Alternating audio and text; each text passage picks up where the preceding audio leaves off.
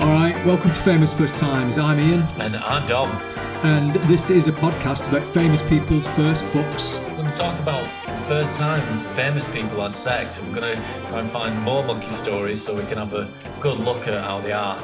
But why do you want to hear that? What's wrong with you? You're a dirty bastard, bit of a perv. Is that what you are? Don't worry about it, we all are. You're in the right place. Me and Dom are pervy pervs. Pervy pervs, and we're going to talk about pervy stuff, and you're going to listen and enjoy it, yeah. But don't tell your mum. Or your dad. Your dad might like it. It depends on your dad. If your dad's dirty, he'll be into it. Don't tell your mum, tell your dad. So this one is an Ohio special. Two naughty lads from Ohio. Have they not got similar names as well? Yeah. Right. Okay, let's dive in. First up, Charles Manson. Charles Manson, Dom. What do you reckon? What do I reckon? What, do I like him? Do you think he's alright? Think he's cool? No, I don't like him. I don't understand the cult of Charles Manson, why that's a thing. Like, he's kind of a funny celeb that, you know, there's like Charles Manson t-shirts and stuff. Yeah, there isn't. Yeah, and he's kind of a comically fun pop culture character. But he's done horrific things. Yeah, he's fucking killed pregnant women. And smeared the blood on walls. But yeah, he's become this kind of like a bit of a jokey. Yeah, the cheeky man. Because he was like an artist when he was a bit of a... He wrote songs and that, didn't he? Yeah, he did that stuff for the Beach Boys. Have you heard his songs? Yeah. No, I imagine they're a bit shit. Do you ever listen? Do you have a quick listen? No. Okay, virginity story. How do you reckon Charles Manson, notorious cult leader, serial killer, murderer, horrible bastard, how do you reckon he lost his virginity? I don't know, Ian. You not got any idea? I don't know. I can't think of anything but horrific criminal activities coming from this guy. It might not be nice, so I'm not going to think about it. Okay, fair enough. Should we dive in? This is his story. This is from Manson in his own words, by Charles Manson, and it was published in 1986. The first girl I ever made it with, I ended up marrying. I'd worked all day at the racetrack and had stopped by a card room in Steubenville to see if I could run my day's wages into a small fortune. After a couple of hours at the poker table, I had a pretty healthy pile of money in front of me.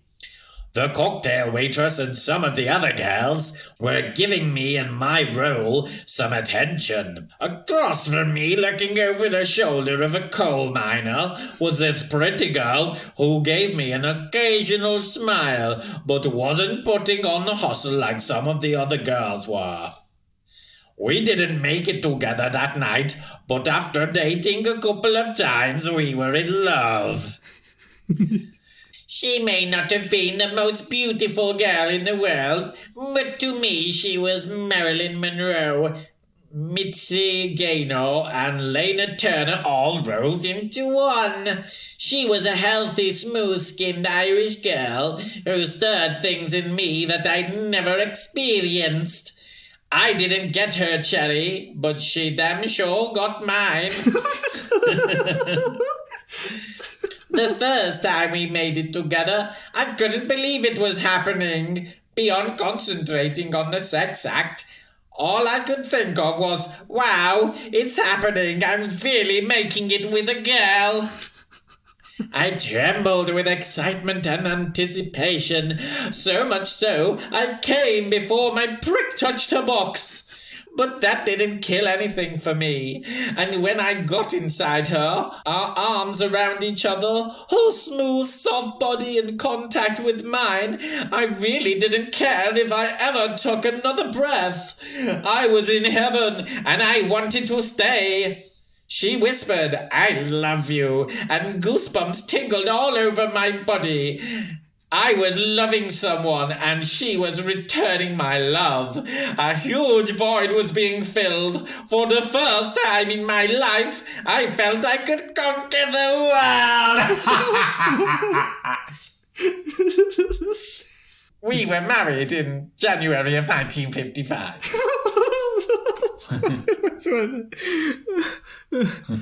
Right, there we go. So Charles Manson is a bit of a romantic. That's like a lovely, sweet tale, that. Beautiful, yeah. Yeah. Quite a bit of detail as well. Came before his prick touched the box. Yeah. Fucking jizzed everywhere before he even got in. It didn't stop him. Still went in. He describes it really nicely. Her smooth, soft body in contact with mine. I didn't care if I took another breath. I think this is one of the nicest stories we've heard of all these episodes. Quite poetic, isn't it? Yeah, it's beautiful. Yeah, compared with like Barry White and Prince, this is real romance behind it. A genuine love story. Good solid story with Full truth there, and it's pretty touching, really. Yeah, I think it's lovely. Woke or cancelled. Is he woke or is he not? Is he unaware of modern etiquette? Let us decide if we need to cancel him. Are women uncomfortable with his actions and his words when he's about? Well, come on, Dom. I mean, he's absolutely woke. I mean, there's nothing here to cancel him over, really, is there? If we focus just on this virginity story, he's a very woke man. He's a romantic. Tried his best. Speaks of her beautifully. Yeah. Compares her to some other women that I don't know. Mitzi Gaynor.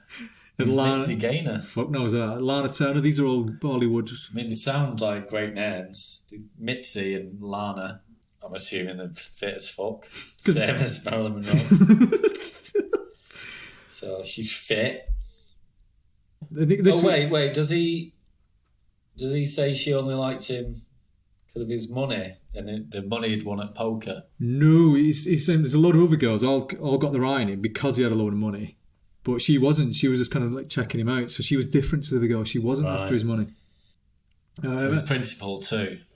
Yeah, he didn't want any kind of like gold diggers. No. Yeah, he wanted true love. Yeah, and they got married. So yeah, wow. So he's woke, isn't he? Yeah. You seem reluctant. We shouldn't be. Is this the only story we've got? The rest of his book's fucking horrible. Like, just but we usually decided people are woke or cancelled after like at least 3 stories. Honestly, they're too rough. Really rough. If we heard them, would he still be woke? But we're not hearing them. This is all about his first time. Famous first times. Charles Manson's first time. Is he woke? Is he woke? Yeah. Right. Charles Manson's woke. Yeah, he's woke, all right. Dom thinks Charles Manson's woke. Who else is woke? Who else have we said is woke? Kurt was woke. So Kurt Cobain, Charles Manson, Prince. It's an all right night out. What with Charles Manson and Kurt Cobain and Charles Manson would get on with Prince? Kurt. Why would Charles Manson and Kurt get along? Because they're both fucking weird little dweebs, fucking pissed off at the world. They'd well get on. Dicks. Fucking knobheads. For a famous first time, that's up there with the most heartwarming, touching ones I've seen. It's the most romantic one we've done. It's lovely. Charles Manson. And it says at the end, because of losing his virginity to this girl, she inspired him to conquer the world. Well, that's beautiful, isn't it? You know, you feel like you could go on and do anything, you know, get people together, all working as one. Looking out for them all. And he made an impact. He kind of did that, didn't he? Yeah. So you want, Charles Manson made an impact. Yeah. And that was love that inspired that. Yeah. This guy is woke. Yeah. Charles Manson is woke. Lovely bloke.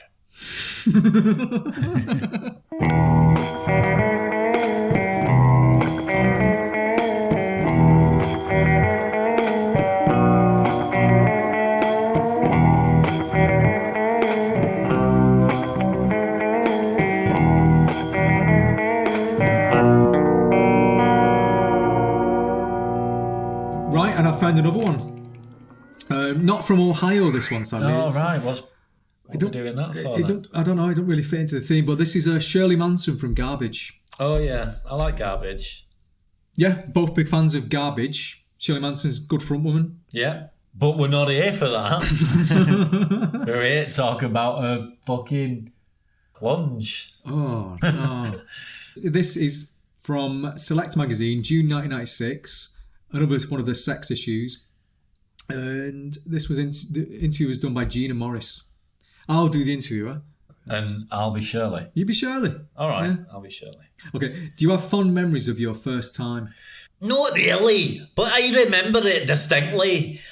I was 15 and it was with an older man I was absolutely besotted with, so I was very willing. Unfortunately, it was a nothing experience in his friend's super lo-fi bachelor pad with dirty pants and half-eaten balls of cereal around the bed. It lasted 40 seconds, and I remember the words, "Is that it?" spinning around my head. 'Cause if that's what it's all about, someone has been telling me fibs. I am so delighted to have been a girl at those times. Losing your virginity is weird and traumatic and symbolic enough, but imagine if you had to perform as well under those conditions. Is she gonna bleed? Can I get it in? Will I last? God, it must be awful. What about your worst sexual experiences? I have had so many disgusting shags, but I would have to say the worst was with my current partner. We pussyfooted around each other for well over a year, so one day I decided we had to get it over with. I called him and invited him to come for dinner. My sister said it was like a military operation. I made really nice food. I wore a really nice dress, and I made it brutally obvious I was going to let out that night. Of course, when he arrived and saw me, he was absolutely petrified. He told me later that I had been sitting over him while he ate his food, with my arms crossed, waiting for him to finish. He was trying to elongate the evening for as long as he could. Eventually, I just said, "Right, let's go upstairs now." Practically frog marched him up to my bedroom, took all my clothes off, and demanded he do the same. It was vile, disgusting, repulsive, and it didn't help that I could hear my two friends sniggering outside the door. Then, when it was all over, I told him, "You better leave now." That is a fucking rum story, that. She's a fucking rum bitch, isn't she? Super is. Full on. No messing around. But she's like, it's worse for guys because they have to worry about more stuff. Yeah, it's interesting that she come out with that, isn't it? Sympathetic to blokes. Because they don't have to worry about how long it'll go on and whether someone's going to bleed or not. She's very domineering, isn't she? Super domineering, yeah, that'd be well intense, that. They're just standing over him while he's eating his thing. Come on! No fucking waiting around forever! Get your fucking kicks off! And then her mates are like listening outside, just laughing. Just laughing at him. That poor guy, that poor fucking guy. Poor lad, yeah. I wonder if she's still with him, because he said this is the current partner. Yeah, but in 96. Oh, yeah. But yeah, good story, that. Good story. No bullshit though, is it? She's fucking candid. That is every word of that is true, isn't it? Woke or cancelled? Yeah, let's say she's woke. Yeah, super woke, definitely. I like her a lot. Tough, empathetic, and funny. Solid, and funny. It's just like, yeah, good on her. Good on her.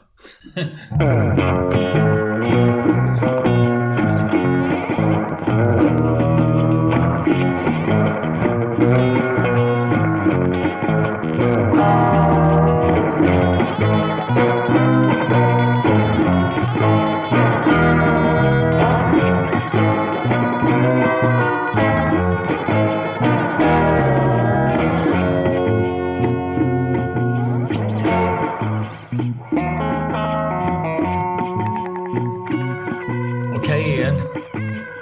Who's next in the Ohio special? Yeah. An Ohio born and bred, Canton, Ohio. Oh, right, Canton. Yeah. Oh, I know Canton, yeah. Yes. Marilyn Manson. Yeah, Yeah. Marilyn Manson. What do you reckon of Marilyn Manson, Ian? Well, when he came out, that was our era, wasn't it? We knew a lot of people into it dressing like him, the goth I thing. think we was a little bit too old for him. I was a bit too cynical. I didn't get fully on board with it, to be honest. No, same here. I found it a bit silly, like the whole pancake makeup thing. And I just think it wasn't a good look. It just didn't look cool. It didn't look good. I remember liking some of the tunes. I remember fucking Antichrist Superstar has got some real fucking amazing bangers on it. Yeah, I'll go with that. Yeah, I just found him a bit daft, a bit too silly. I mean, like I say, the fucking tunes were there, but just to be a Marilyn Manson fan, it felt like you had to immerse yourself in that fucking goth, like, kind of culture, and you had to, like, be a miserable bastard. Even though the music was just fucking weird and daft and just silly. But to be a Marilyn Manson fan, you wasn't silly at all. You was just a morose dickhead who just moped about and never smiled. And took loads of fucking speed. That was like... Speed was a drug of Marilyn Manson fans. Well, that's all the Marilyn Manson fans I know. Just loads of drugs and just no fun to be around. Yeah. I think that summed it up. Marilyn Manson was not any fun. None of the fans were fun. They weren't a laugh. Do you know what? I stole the Antichrist Superstar CD from a DJ at Wigan. Yeah. Vaccines, yeah. I went. He told me to look in his box, and I remember stealing it. And I feel so shitty about that now. I feel really bad about it. Fine, he fucking buy it again. But I remember he was a bit of a cunt as well. I think that's why. I think you were with me when I robbed it. I think we robbed a few things. I don't remember you doing it. I've never robbed a CD from a DJ. Fucking well have. I fucking never have, or I would have remembered it. Never crossed my mind, Ian. I'm sure you were there with me, egging me on. Maybe. I'm not going to deny that. I'm just saying I never did it. Right, so Marilyn Manson himself, though. How do you think he had his first shag? I don't know. He's going to tell me it's something really fucking weird and perverse. It's going to be like, I don't know, it's going to be some librarian or something that he perverted and he, like, you know...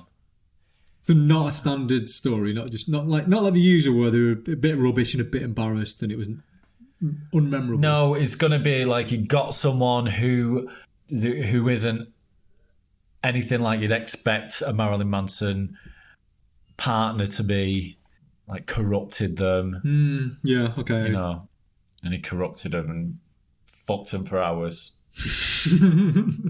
Right. 12. Yeah, he's gonna make a weird story. It's gonna all be bollocks. Because really, he didn't have sex until he was 20. Right. Well, this is from The Long Hard Road Out of Hell by Marilyn Manson, written with Neil Strauss. It came out in 1998. And when he was a kid, he was really into Dungeons and Dragons. No shit. Yeah. Would you expect that? Or yeah. Fucking dork. He's a fucking dork, isn't he? Went too far trying to not be a dork. Anyway, so this is when he was 4. The little introduction into the world of his dick. So how should I do his voice, Ian?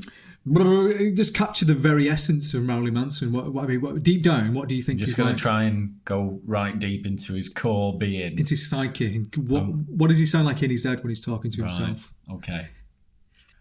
When I was 4, my mother took me to the hospital to get me urethra enlarged because my urinary tract wasn't wide enough for me to piss through. I'll never forget it because the doctor took a long razor-sharp drill and he stuck it to the end of my dick. For months afterwards, it felt like I was pissing gasoline. Not a sex story, but it involves his dick. Is that... No.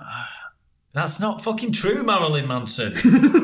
Marilyn Manson, lying. you're bullshitting already.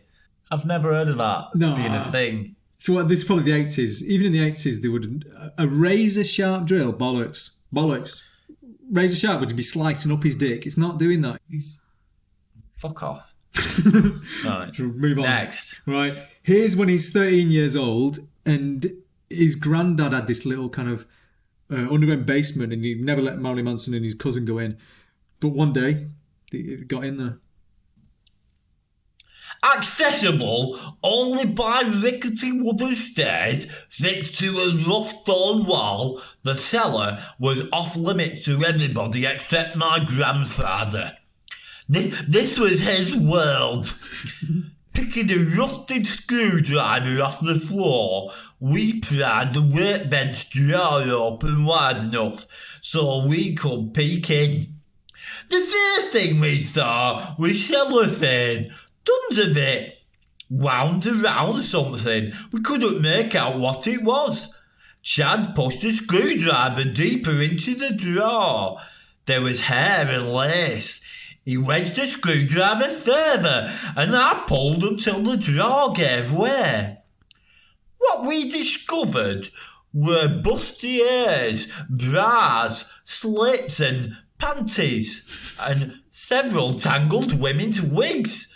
With stiff mottled hair, we began unwrapping the cellophane, but as soon as we saw what it concealed, we dropped the package to the floor. Neither of us wanted to touch it. It was a collection of dildos that had suction cups on the bottom. Maybe it was because I was so young. They seemed enormous. And they were covered with hard and dark orange slime, like the gelatinous crust that builds up around a turkey when it's cooked. We later deduced that it was aged Vaseline. So we found a lot of fucking crusty dildos. Crusty dildos with loads of hair on them. Knocked me fucking sick. What's the hair doing? Is that part of the dildo? Is that weaved into it, or is that just come off people's dicks as they was it's wigs, using them? Wigs, so you found like bras and knickers and wigs. So his granddad was probably dressing up as a woman and using these dildos. Dark orange slime, man. Honestly, mate, fucking wretch. I've cut it out, but he also found a load of videos and photos of bestiality, animal porn, guys shagging horses and women shagging horses and shit. But yeah, that's his first sexual experience, finding his granddad's crusty dildos and animal porn. Yeah. Do you like it? Yeah, it's a great story. What a corker. Here's his actual virginity story. 15, 16, 18, he's in hospital. He's got terrible skin, so he's in hospital trying to get that sorted out. Right. I was determined to lose my virginity to Jennifer, but try as I might, all she'd let me do was grope her flat chest. By my second week in the hospital, she had grown bored and dumped me. Finally, towards the end of 10th grade, John came up with a foolproof plan to get me laid. Tina Potts. Tina was even more fish-faced than Jennifer. She had bigger lips and more severe overbites. One of the poorer girls in school, she had a slouched, sunken posture that advertised her insecurity and internal misery. As if she'd been abused as a child. All she had going for her were big tits, tight jeans that showed off her bovine ass, and according to John, she fucked, which was good enough for me. So I began talking to Tina. But because I was hopelessly obsessed with my social standing, I only spoke to her after school when nobody else was around. After a few weeks, I worked up the nerve to ask her to meet me in the park. In preparation, Chad and I went to my grandparents' house, stole one of the decrepit generic condoms from the cabinet in the cellar, and emptied half a bottle of Jim Beam from my grandmother's cupboard into my Kiss thermos. I knew it wasn't Tina I needed to get intoxicated. It was me. By the time we arrived at Tina's, which was about half an hour away, the thermos was empty and I was nearly falling over drunk. Chad continued home and I rang her doorbell. We walked together to the park and sat down on the side of the hill. Instantly, we began making out, and within minutes, I had my hand down her pants. The first thing that went through my mind was how hairy she was. Maybe she didn't have a mother to teach her about shaving her bikini line. The next thing that went through my mind as I was fingering her and squeezing her tits was that I was on the verge of coming in my pants because I was so close to getting laid. To keep from losing it, I suggested that we take a walk. We ambled downhill to a baseball diamond, and underneath the tree just behind home plate, I manoeuvred her to the ground, not even realising the significance of where we were. I wrestled with her tight pants, eventually peeling them off her arse, and then pulled my pants down to my knees, and I tore open the faded package of grandfather's crusty rubber as it were a Cracker Jack prize. Placing myself between her yawning legs, I began to slide inside her. Just the thrill of penetration was enough to make me orgasm, and before I was even in all the way, it were over. It was literally a pump and a dump.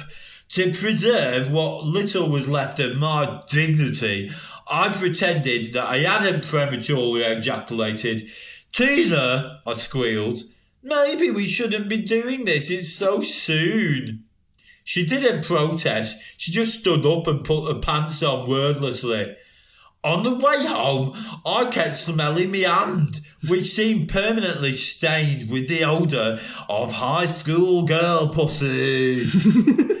In her mind, we hadn't even had sex, but to me and my friends, I was no longer a desperate boy, I was a desperate man.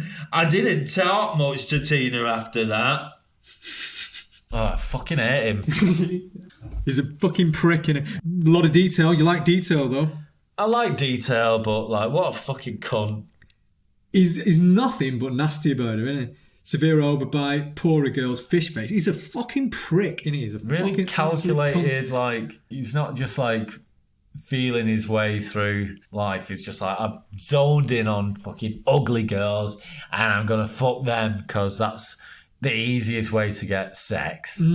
Yeah, really, really clinical. You know, he's obviously a fucking dork and ugly as well, but he doesn't see them as his peers. He's just like, they're still below him. Yeah, he's obsessed with status, isn't he? Like his social standard and status. Yeah, it's The like, fuck, you've got man? nothing. You're a Dungeons and Dragons geek. Yeah, he's got really bad acne and he looks fucking awful. What Yeah, the fuck, no man? one likes him. Those other people that aren't fucking perfect and, you know, aren't on the fucking football team and like getting laid all the time, they're your people because you're a dork. Yeah, I have respect for Yeah. that. Well, here's the thing. So the guy who arranged that, remember he mentions a guy called John, kind of set him up. That's his mate. And after this, he says John got with this Tina girl, and she ended up pregnant. Yeah. It's like only a few months later. And he says here, I sometimes wonder whether they ever married, settled down, and raised big-titted burnouts together. Big-titted. That's how he talks about their kids. Yeah, the kids. He's like his mate, and the first girl he shagged, he's saying that. That's because, like, he doesn't see anything human in other people. No, yeah, you're right. He really dehumanises her, doesn't he? Brings her to like her overbite. And he's dehumanising who her kids would be. It's just like, you know, she had big tits, so that's the only trait that any offspring she ever has will have. You know what? And he writes it in a way like he thinks he's being a bit fucking edgy and a bit fucking cool, and like all the alternative outside. I've always thought he talks like he's trying to be cool as fuck and comes across like a fucking wank. Yeah. And I've always thought that about him in interviews. He's a fucking knobhead. Yeah, none of it's genuine. It seems like sat down and thought, what's the nastiest thing I can do? What's the most out there shocking thing? Yeah. Everything's contrived with him. That's why I never bought into it. It just seems like it's not like someone like Motley Crue or Dave Grohl, just fucking wild dickheads. And I respect that because it's genuine. It's honest. He's not honest. He's a fucking dick. Don't like him. Yeah. Right, yeah. So in that first story where he finds his granddad's crusty dildos and animal porn and stuff, Oh, aye. he was doing that with his cousin Chad. And this is many years later now. So he goes, cousin Chad is getting married. So Marilyn goes to his wedding, and here's what he says about it. The wedding was the first time I had been in a church since I was a kid, and I felt uncomfortable throughout the long service. I wore my black suit with a red shirt and a black tie and sunglasses. Everybody seemed to be staring at me disapprovingly. Not only was the priest giving me dirty looks, but so was the rest of my family. As they all piously recited their prayers and sang hymn after hymn, I studied each and every one of them coldly. I imagined walking down the aisle in Chad's place, but marrying a black woman or a gay man, and watching the confusion and anger that would result. I imagined responding to the priest's question, do you take this woman to be your lawfully wedded wife till death do you part? By doubting myself in petrol and lighting it. What a dick, man. This side his cousin's wedding looking around like, here, look at all these inferior beings. How can I make this more weird? How can I be as weird as I possibly can? And he thinks that marrying a black woman or a gay guy, that would blow everyone's mind. He wants to blow minds, doesn't he? And he don't, it's fucking lame. He's wearing a red shirt and a black suit, black tie. That's a shit look. But does he think that's like a massive act of rebellion? It seems to, doesn't it? Because everyone seems to be looking at me disapprovingly. Because you look like a prick, man. It's not like, oh, we're frightened of him. It's just his fucking wedding. It's a fucking wedding. Why is he making it about him? Yeah, anyway, he's a fucking egomaniac. Yeah. Anyway, after this wedding, he goes back to his granddad's and he goes downstairs, sits in the basement and gets all that porn stuff out, and here's what he muses on. My grandfather had been the ugliest, darkest, foulest, most depraved figure in my childhood. More beast than human. And I had grown up to be him, locked in the basement with my secrets, as the rest of the family revelled in the petty and ordinary upstairs. Down there, I saw my black, ancient, ineluctable core exposed, like a crab, forced out of its shell, dirty, vulnerable and obscene. For the first time in my life, I was truly alone. I don't know what he wants. Does he want us to feel fucking pity here? Does he want to feel sorry for him? Because I don't. Yeah, he wants people to think that he's some kind of like imp. I don't know what he wants people to think he is, but, you know, unhuman, otherworldly, exotic, half beast, half demon thing, and he's just a little scrote. Yeah, he likes wanking. Go get in your basement and do your wanking, and don't think you're special for it. This is a little anecdote from when he was touring with 9 Inch Nails. Traditionally, on the last night of the tour, the opening act expects to get fucked with by the main act. So, on the last show of the tour in Philadelphia, I was leaving the bathroom backstage before our show when I saw 2 naked girls making out and touching each other all over. Next to them, there was some weird naked bisexual guy. Everybody from our band and from 9 Inch Nails was standing there watching. So the guy goes to me, I've heard you say that if anyone has the guts, you'll fist fuck them backstage. I'd like to know if I could take you up on that offer. 9 Inch Nails thought that they were going to pull one over on me because I had made an habit of saying on stage, who's going to come backstage and let me stick my fist up their ass? They thought, oh, we'll show him. We're going to bring someone back and he'll chicken out.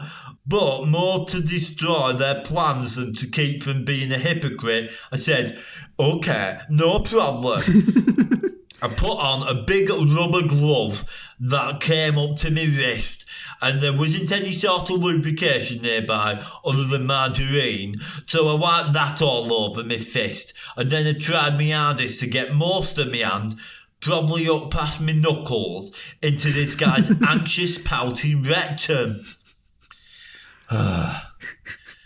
I thought that was all, but when I went to go on stage 5 minutes later, Nine Inch Nails ambushed us and covered us with every disgusting substance they could find backstage. Flour, salsa, Vaseline, guacamole, ketchup, baby powder. So we had to go on stage covered in all this shite. And as we were performing, 5 male strippers ran on stage and started dancing. I felt like maybe this had gone too far, because now they were messing with our performance. And I didn't want the crowd to think that I would be responsible for something so stupid. He's a fucking baby of a man, isn't he? Oh. Did he fist that guy then? Yeah?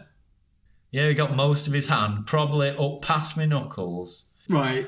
As much as we dislike him, fair play for doing that. He does follow through on rough shit. Yeah, but that was just so he'd saved face, really, innit? Just because he'd been talking about it all the time. He's like, oh, well, I have to do it now because I don't want to appear like I'm welching out. Yeah, everything's... He didn't want to do it because he's not buzzing off it, is he? He's like, right, well, I'll do it then. Yeah, it's all about, well, I'll show you. I'm not having anyone... Yeah, he's not enjoying it or thinking about what this fucking guy getting fisted is thinking. Just like, keep talking about it, so I'll do it.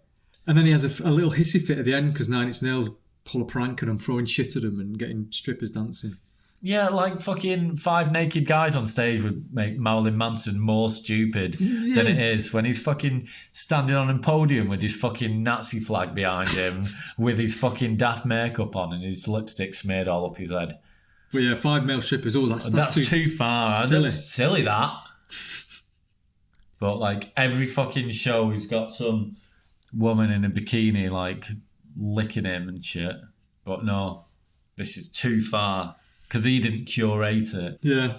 He's a fucking prick. So here's a little story at the end to finish off with. Right. So he meets Fiona Apple at the Grammy Awards, and this is like 96, 97. She wasn't that big then. No.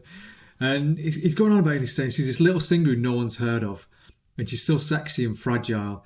And he says, this man, he goes, if he got into a situation where he could have sex with her, he would decline because her vagina is probably too precious to be dirtied by my filthy cock. So he goes to get her a drink or something, and he goes, when I turned back around, this weird guy had kind of slivered his way up to Fiona and was performing card tricks for her. Really lame. In the book of shitty ways to pick up women, this was chapter 1, but I think it worked. So some fucking sleazy magician's guy gone up and pulled Fiona Apple away from him. But that's him. He's one of those guys. He's one of those pick-up artist guys who does that magic trick. He's the ultimate definition of that guy. And like, how can he be dissing anyone else's chat-up technique when he doesn't have a fucking clue how to act around women at all?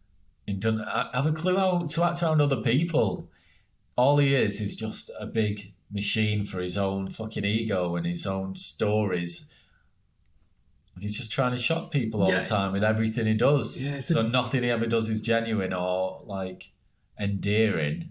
It's just all a big act so he can appear like a madhead. It's the desperation that gets me. He's desperate to be seen as this disgusting guy. Even like, she's too precious to be dirtied by my filthy cock. Fucking weird, nasty way of thinking about life.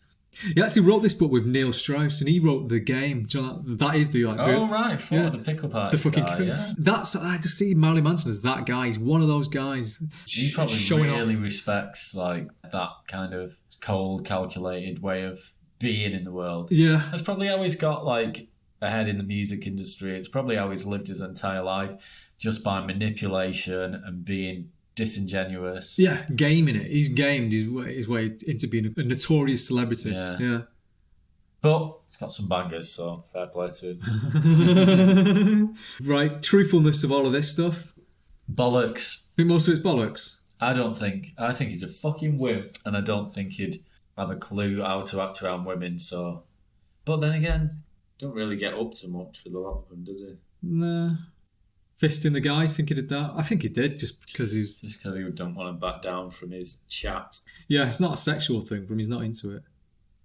I think he's got issues, but he's leaned into his issues. He's thought, let's make a fucking personality around me dirtiness. His granddad's probably is a perv, like weird shitty porn and dildos, and it's just warped him for life, and that's why he is what he is. Yeah, if you've got a perfect fucking uncle, don't make it your personality. Yeah. I do think most of it's true because it's not that shocking, but he's just put this kind of lens on it to make it seem way more disgusting and nasty. I mean, I don't believe any of that shit about his fucking getting his urethra enlarged. I think that's bollocks. I think at his cousin's wedding. He was probably an arsehole and wore a daft shirt. and sulked, saying, I could do something really weird here. This is all fucking stupid. And I believe that he thought about getting off with Fiona Apple. And failed to. Yeah, he doesn't say about him approaching her, but she definitely turned him down, or he didn't have the courage to even talk to her. Yeah, so I believe that. So yeah. Mostly true. What do you reckon? Is he woke? Well, let us decide.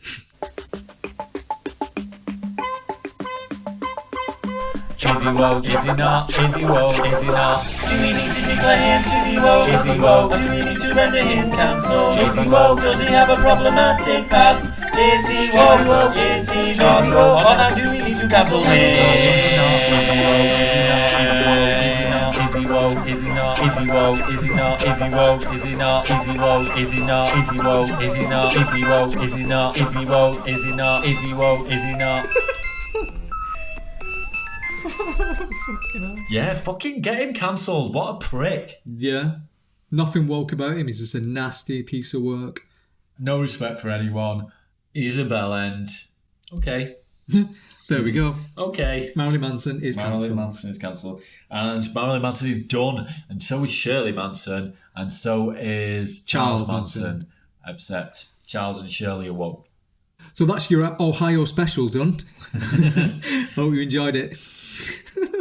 Oh yeah. So out of Charles, Shirley or Marilyn, who would you fuck? I don't want to seem really obvious, but you've got to choose, Dominic. I've got to choose one, and at the risk of me being a little bit obvious, I'd say Shirley Manson. Really? Probably the most fuckable out of the three. Right. Why is that? Because she's fit and she's nice and she seems like a laugh and got the best tunes. That's true on every count, What about you? Well, if I'm looking for a nice romantic experience, it'd have to be Charles. I mean, Shirley's a little bit cold. I think she stressed me out a bit too much. Charles... He's got the lover's touch. Yeah, he's got a considerate touch. I can see why you've gone for Charles. Yeah, so I've gone for Charles.